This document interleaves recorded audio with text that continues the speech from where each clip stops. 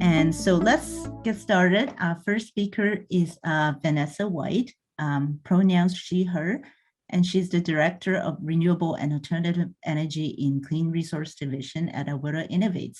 Prior to joining Alberta Innovates, Vanessa is a professional engineer and spent more than 20 years in the upstream petroleum industry, where she drove innovation and developed a diverse background in project management, technology development, and pilot operations.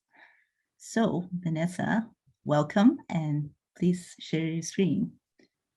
Hello, thank you. Very excited to be here and thank the University of Alberta for inviting me. I'm excited to be here today. So just to confirm, my screen is showing. So good afternoon. As was mentioned in my introduction, I look after the the renewable and alternative energy portfolio at Alberta Innovates. And prior to pivoting into the renewable energy sector, I had a long career in the oil and gas industry. Today's presentation allows me to draw on my knowledge from these two areas of the energy industry and to draw parallels to describe the differences in the energy that we extract from the ground.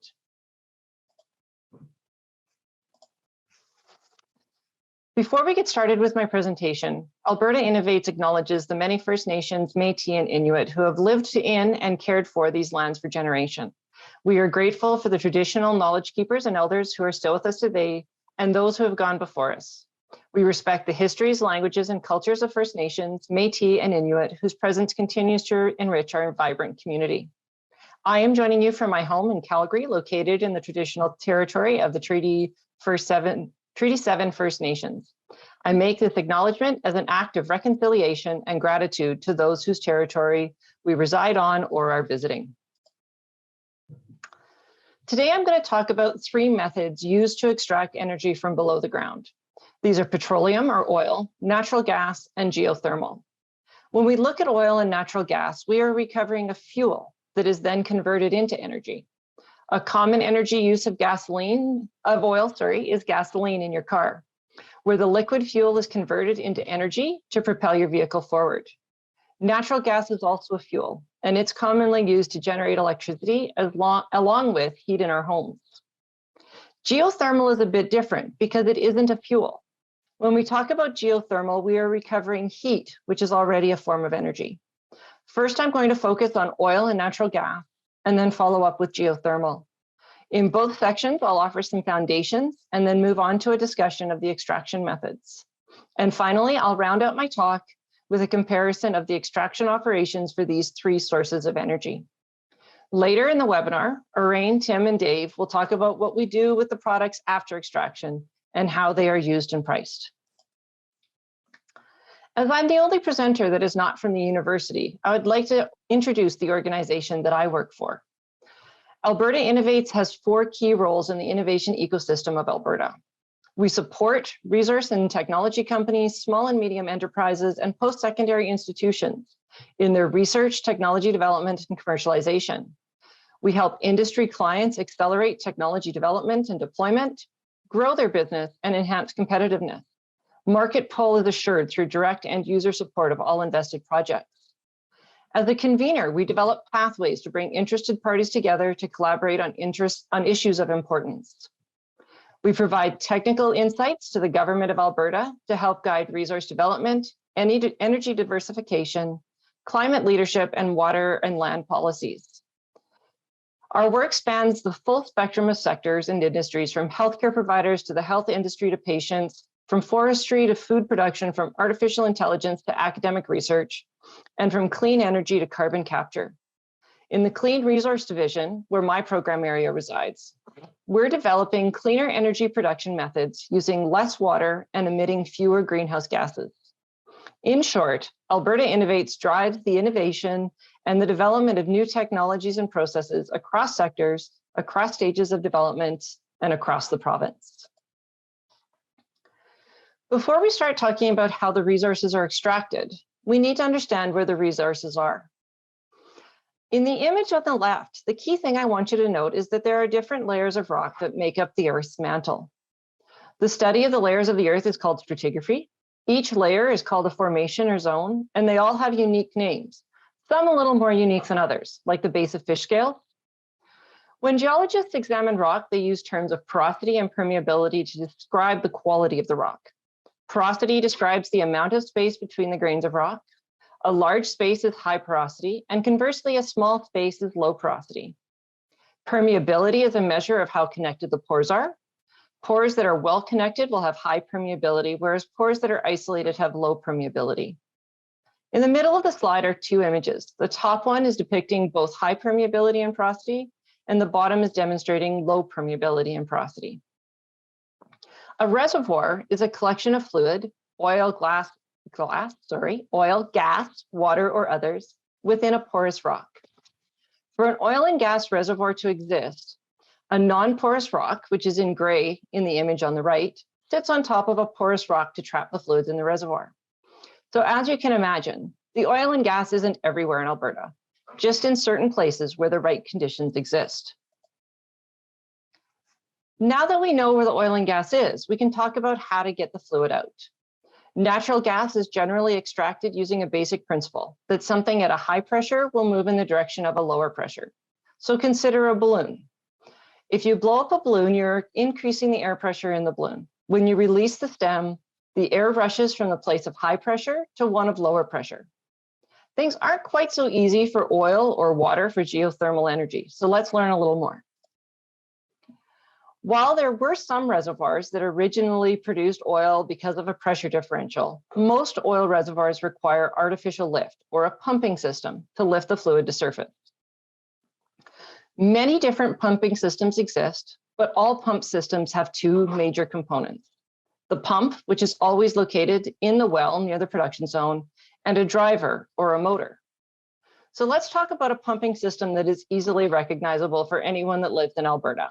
And not because of the pump, but because of the driver. This is the rod pump. The pump jack is the driver.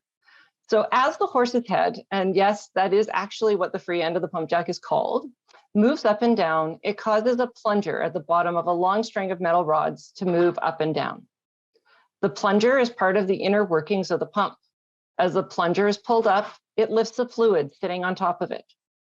The space left behind at the bottom of the pump when the plunger moves upwards is filled with oil from the reservoir. When the plunger is pushed back down, a ball lifts from the bottom of the plunger and the fluid from the bottom of the pump enters the plunger. Each time the plunger moves up, oil is removed from the well. A geothermal is a little bit different since most of the formations are already filled with water. So it's not about where to find the water like it is with oil and gas, but where to find high quality geothermal assets. To have a high quality geothermal asset, you require two things, both a high temperature and a high flow rate. As you can see from the image, much of Alberta is not favorable for conventional geothermal development. This is primarily because the high temperatures needed for successful conventional geothermal projects are not reached until you are more than 3,500 meters or 3.5 kilometers underground. At that depth, a good portion of the rock starts losing porosity, and so you can't achieve a high flow rate for water. But don't get discouraged. There are other ways to make geothermal work in Alberta, and I'll get to those on this next slide. In a conventional geothermal operation with high heat and high flow rates, as shown in the image on the left, the produced fluid will separate into steam and water when it reaches the surface. The steam then drives a turbine to produce electricity. Once the steam cools, it is pumped down an injection well, along with the rest of the water, back to the reservoir where it will repeat the cycle. As I said, this process only works in reservoirs with high heat and high flow rates. But as I said earlier, let's not get discouraged about geothermal in Alberta. There are two very interesting low temperature geothermal projects that are either in construction or already operating in Alberta.